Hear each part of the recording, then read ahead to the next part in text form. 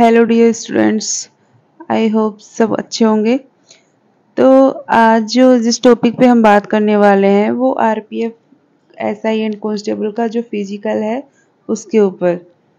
तो सबसे पहले जो आरपीएफ का जो एग्ज़ाम होता है वो सीबीटी एग्ज़ाम होता है, कंप्यूटर बेस्ड जो एग्ज़ाम जिसको कहते हैं।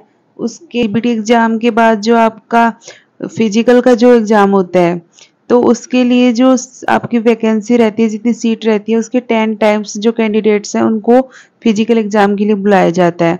तो फिजिकल एग्ज़ाम के लिए मैं बता दूं आपको, जो टाइम है वो बहुत कम ही मिल पाता है।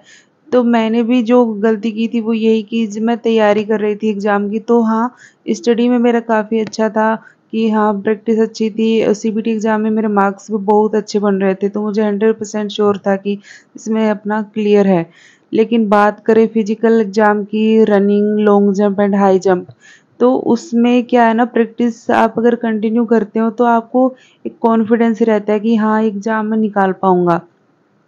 तो आप जैसे तैयारी कर रहे हैं उसके साथ में ही इसको भी आप तैयारी कीजिए कि आप मॉर्निंग इवनिंग में running and long jump, high jump, इसकी भी प्रैक्टिस करें।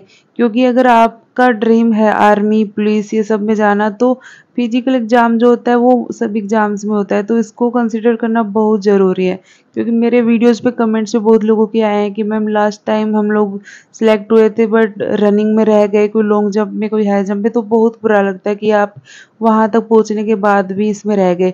और मोस्टली देखा जाए तो जिनके अच्छे नंबर होते हैं, अच्छी मेरिट में रहते हैं, वो ही कैंडिडेट जो है वो फिजिकल एग्ज़ाम नहीं क्लियर कर पाते, क्योंकि वो पूरा फोकस जो है वो अपना स्टडी में देते हैं और इसमें टाइम नहीं दे पाते, तो उसका एग्ज़ाम जो फिजिकल का है वो क्लियर नहीं हो पाता।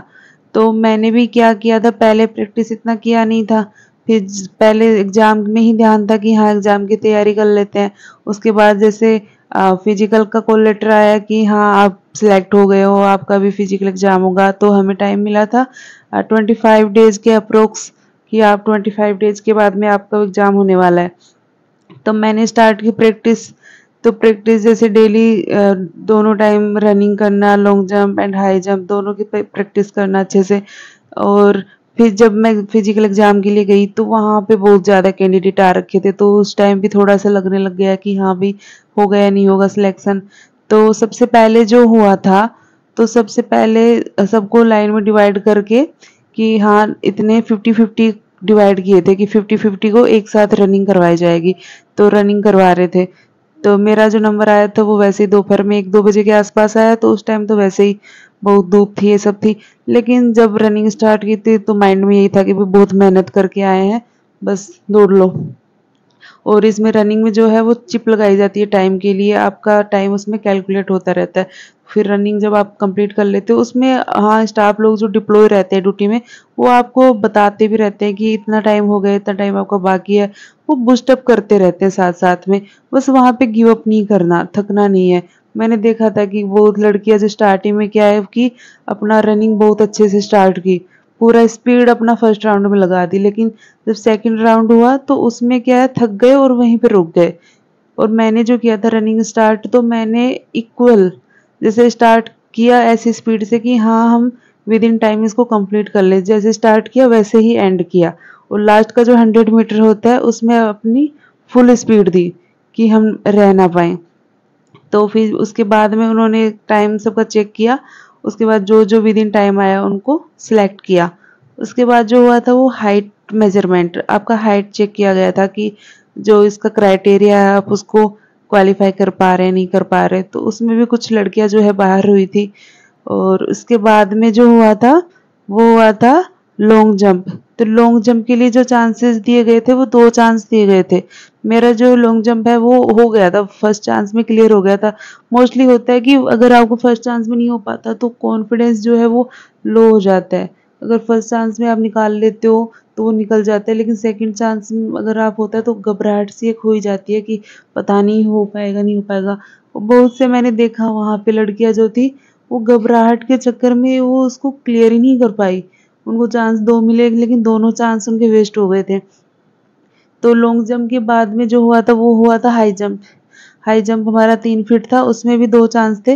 तो वो भी मेरा फर्स्ट चांस में ही हो गया था। उसमें भी बहुत लड़कियाँ घबराहट की वजह से कि हाँ होगा या नहीं होगा, ऐसे घबराने की वजह से क्या है ना, जो इनकी अच्छी तैयारी थी वो लोग भी रह गए, मतलब जिनको पूरा कॉन्फिडेंस था। मुझे इसमें इतना कॉन्फिडेंस नहीं था कि मेरा हो पाएगा। हाँ, प्रैक्टिस की थी मैंने, बट इतना अच्छा प्रैक्टिस नहीं था कि, क्योंकि मैं कंटिन्यू रनिंग ये सब पे मैंने ध्यान नहीं दिया था, ये मेरी गलती थी। क्योंकि इसमें भी आपको स्टार्टिंग से ध्यान देना चाहिए ताकि आप वहाँ पे इस छोटी सी गलती की वजह से रह ना जाओ। तो आप जैसे तैयारी कर रहे हो तो उसी तैयारी के साथ-साथ अगर आपका ये सपना है तो आपके लिए बहुत इम्पोर्टेंट है, क्योंकि इतने-इतने मार्क्स लेके स्टूडेंट्स गए थे, लेकिन रनिंग में रह गए, कोई लॉन्ग जंप में, कोई हाई जंप में, इस वजह से वापस उनको आना पड़ा। तो इसमें पहले से ही आपको फोकस करना है। तो जैसे जो क्वालीफाई हुए उनको फिर लास्ट में उनके जो डॉक्यूमेंट्स वगैरह हैं वो सब चेक किए गए, तो उसके बाद में सब ओके। देन जो इसमें आउट होता जा रहा था कि हाँ जिसका क्वालीफाई नहीं हो पा रहा था, उनको वहीं पे बाहर कर दिया गया था। तो इस पे आपको बहुत ज़्यादा फोकस करना है, क्योंकि ये बहुत ज़्यादा मायने रखता है। आपके मार्क्स अगर अच्छे आ गए, इसमें रह गए तो कोई फ़ायदा नहीं है। दोनों ही इक्वल है कि आपको उसमें भी ध्यान देना है, इसमें भी ध्यान देना है। तो running, long jump and high jump, इसका प्रैक्टिस भी कंटिन्यू रखना है। इसके अलावा अगर आपको कोई डाउट है इससे रिलेटेड या फिर कुछ सजेशन चाहिए तो आप कमेंट बॉक्स में कमेंट कर सकते हैं। Thank you.